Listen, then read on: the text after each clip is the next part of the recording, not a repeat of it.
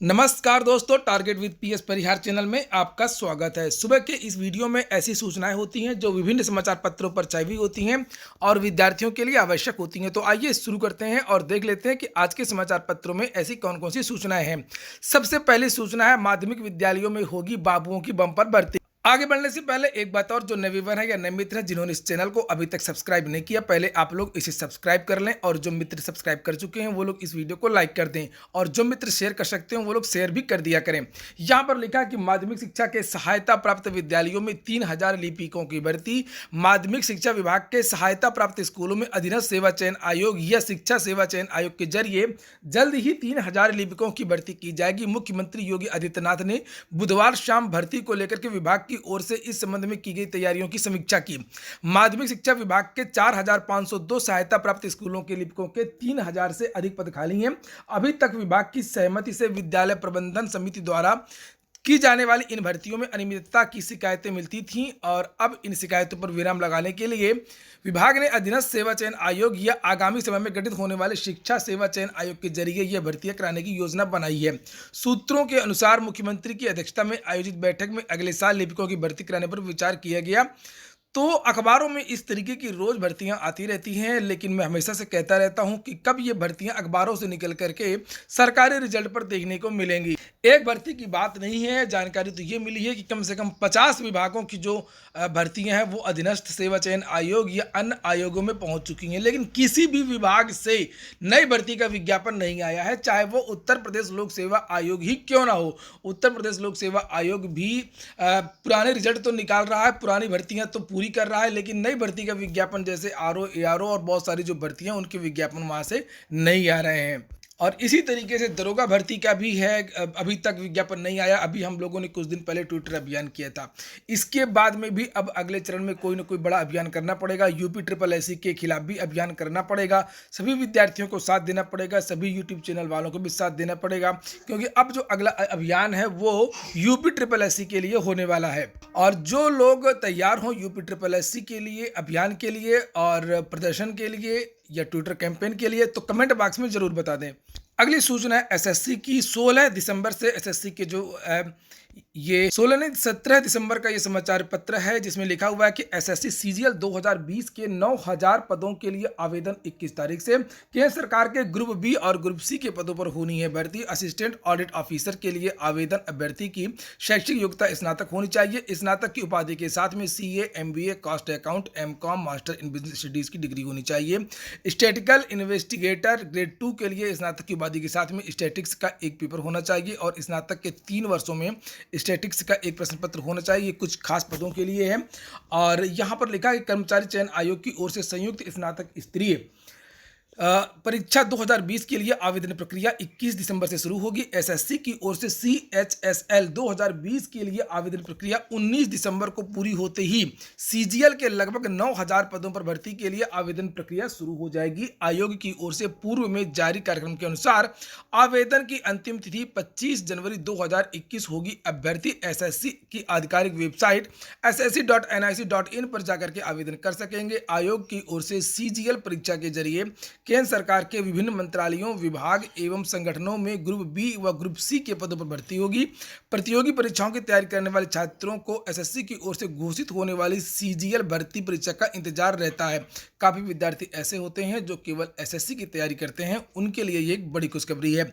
अगली सूचना है यूपी पीएससी की। लोक सेवा आयोग के बारे में मैंने कल ही बता दिया था कि प्रवक्ता राजनीति शास्त्र के 58 पदों का जो परिणाम है वो घोषित कर दिया गया है।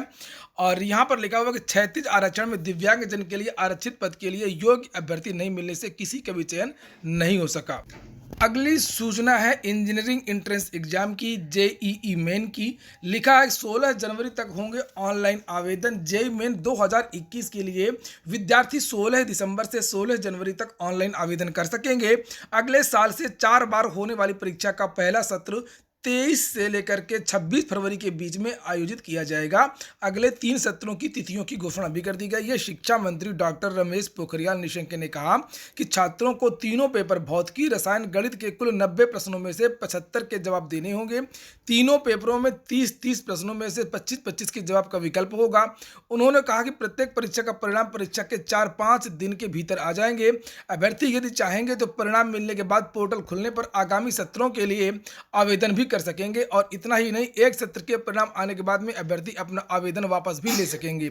उस स्थिति में आगामी सत्र के लिए जमा किया गया शुल्क एनटीए द्वारा वापस कर दिया जाएगा। छात्रों को यह भी सुविधा होगी कि एक सत्र के परिणाम के बाद में आगामी सत्रों के लिए अपना सत्र बदल सकते हैं।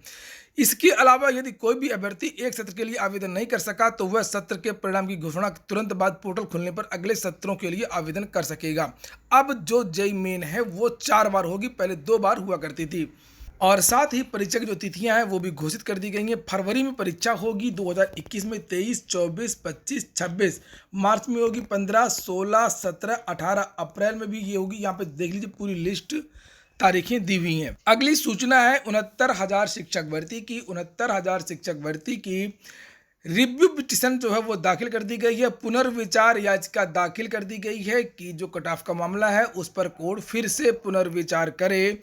और यहाँ पर आप लोग देख सकते हैं कि ये डायरी नंबर है 27,849/2020 और केस आपका वही है सूबेदार सिंह जयपाल सिंह। ये देखिए पूरा एड्रेस लिखा हुआ है। अगली सूचना है मुक्त विश्वविद्यालय में प्रवेश की जो अंतिम तिथि है वो फिर से बढ़ा दी गई है। अब 31 दिसंबर तक विद्यार्थी आवेदन कर सकते हैं विभिन्न कोर्सों के लिए। राजर्षि टंडन ओपन यूनिवर्सिटी में 69,000 शिक्षक भर्ती में विवादित प्रश्नों को लेकर के परीक्षा नियामक का घेराव किया गया है। लिखा 69,000 शिक्षक भर्ती अंतिम उत्तर कुंजी विवादित प्रश्नों पर निर्णय की मांग को लेकर के बुधवार को परीक्षार्थियों ने सचिव 69,000 शिक्षक भर्ती तो समाप्त हो गई है, लेकिन विवाद अभी भी समाप्त नहीं हुआ है। चाहे वो त्रुटि संशोधन वाला मामला हो, चाहे वो एमआरसी के पीड़ित छात्र हों, चाहे वो उत्तर कुंजी के छात्र हों। और भी समाचार पत्रों में यही सूचना लिखी हुई है। गलत जवाब से अधर्मी प्रतियोगियों का भविष्य। बेसिक शिक्षा परिषद के प्राथमिक स्कूलों में 69,000 शिक्षक भर्ती में 2 चरणों की प्रक्रिया पूरी हो चुकी और त्रुटि सुधार वालों को भी मौका दिया गया है। लेकिन लिखित परीक्षा में पूछे गए प्रश्नों के गलत जवाब का प्रकरण अब तक अनसुलझा है। बड़ी संख्या में दावेदारों ने इसे लेकर के बुधवार को परीक्षा नियामक प्राधिकारी सचिव को ज्ञापन सौंपा और उनकी मांग है कि इन प्रश्नों पर कॉमन अंक दिए जाएं। सचिव ने कहा कि इस संबंध में कोर्ट का आदेश ही लागू किया जाएगा। अगली सूचना है मानव विकास सूचकांक की। ये किसी भी परीक्षा में पूछा जा सकता है। भारत का जो स्थान है वो एक स्थान फिसल गया। भारत के मानव विकास सूचकांक में भारत एक स्थान लुढ़क गया है। करंट अफेयर में किसी भी प्रतियोगी परीक्षा में ये प्रश्न पूछा जा सकता है। भारत का जो स्थान है वो अब 131वां स्थान हो गया है। पिछले वर्ष इसका स्थान 130वां था। भारत से अच्छी जो स्थिति है वो भूटान इत्यादि देशों की है। पहले स्थान पर अभी भी नॉर्वे ही है। नॉर्वे के बाद में आयरलैंड और स्विट्जरलैंड। इसके बाद में अगली सूचना है माध्यमिक शिक्षा सेवा चयन बोर्ड की। लिखा हुआ माध्यमिक शिक्षा सेवा चयन बोर्ड कार्यालय के सामने गुरुवार को प्रतियोगी सत्याग्रह करेंगे। 11 सूत्री मांगों को लेकर के आंदोलित प्रतियोगी मोर्चा के प्रदेश संयोजक विकी खान ने बताया कि इस साल के नए संशोधित विज्ञापन को जल्द घोषित कराने की मांग सबसे अहम है। साथ ही विज्ञापन में तदर्थ शिक्षकों को दिए जाने वाले 35 नंबर के भारांक को भी कम से कम किए जाने को कहा गया है। और प्रतियोगियों का कहना है कि तदर्थ शिक्षकों को यदि भारांक दिया जाता है तो उनकी रिक्तियों को मूल विज्ञापन में जोड़ा जाए। वह विज्ञापन में उनकी रिक्तियों का विवरण अलग से हो, जिससे नए प्रतियोगी छात्र यह जान सकें कि तदर्थ शिक्षकों की रिक्तियों की संख्या कितनी है। शीर्ष कोर्ट के आदेश पर तदर्थ शिक्षकों व नए प्रतियोगियों की परीक्षा एक साथ कराने की मांग भी की गई है। तो ठीक है दोस्तों, ये हो गया आज का वीडियो। अगर आपको अच्छा लगा हो, आपके काम का हो, तो लाइक अवश्य कर दिया करें। और सभी प्रतियोगी परीक्षाओं की टेस्ट सीरीज के लिए target with PS Parihar app को जरूर डाउनलोड कर लें। पूरा वीडियो सुनने के लिए बहुत बहुत धन्यवाद।